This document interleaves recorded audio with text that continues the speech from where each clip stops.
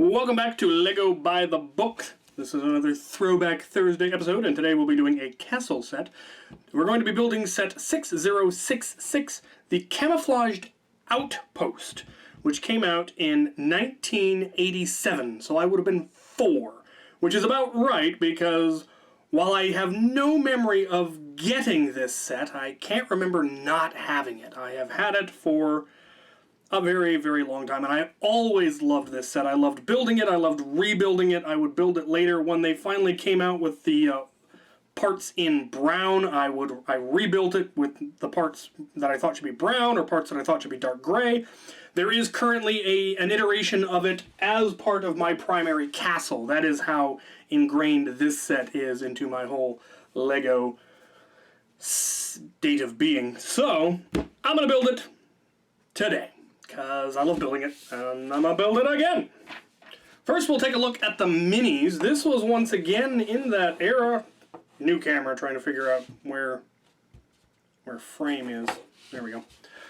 This was in the era when they did not skimp on minifigures. This set comes with a horse and 6... Oh, man down.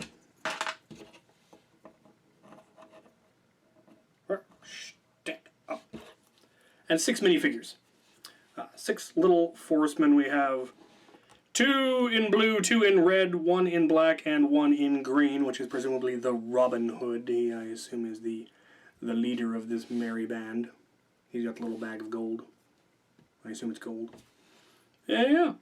5 of them have bows and arrows. 1 of them has a spear and a basket, and then horse with a saddle and a sword. Yeah, this is a fairly small set. Nowadays, this set would come with 2 minifigs, probably. Maybe 3, but certainly not 6, so. Back then, it was easy to build your armies. All right, let's get this started.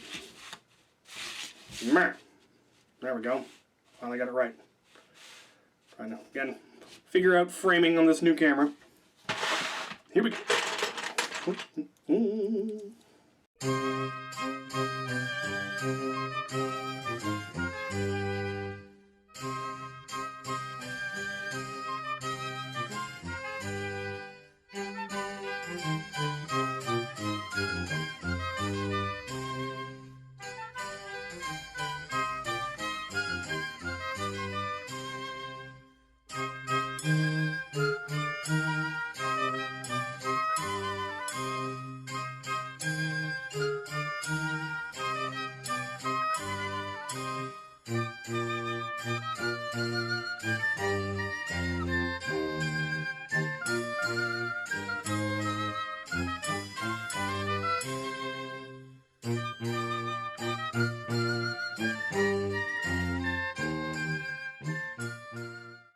And there we have the final set.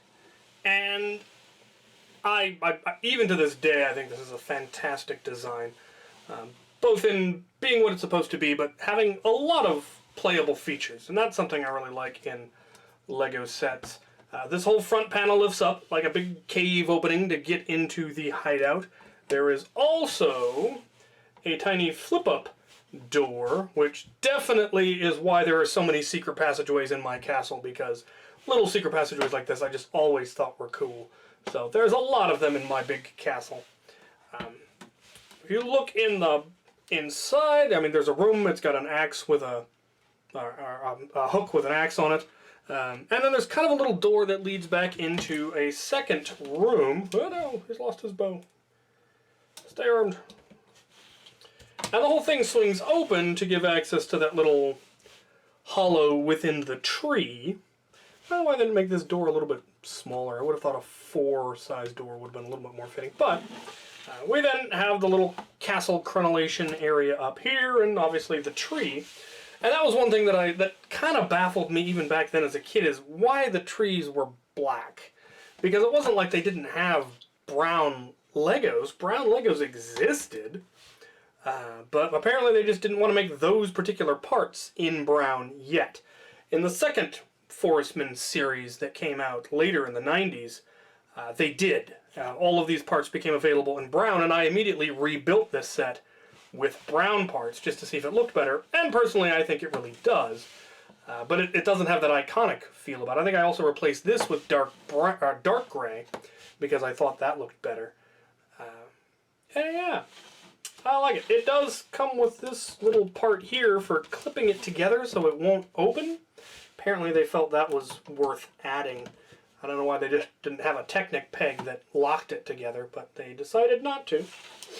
Has a little flag that's actually held on, again, with a clip, so it's very sturdy. And yeah, you got a chest with 2 gold goblets in it. And that was the Camouflaged hideout. And it was just a great set.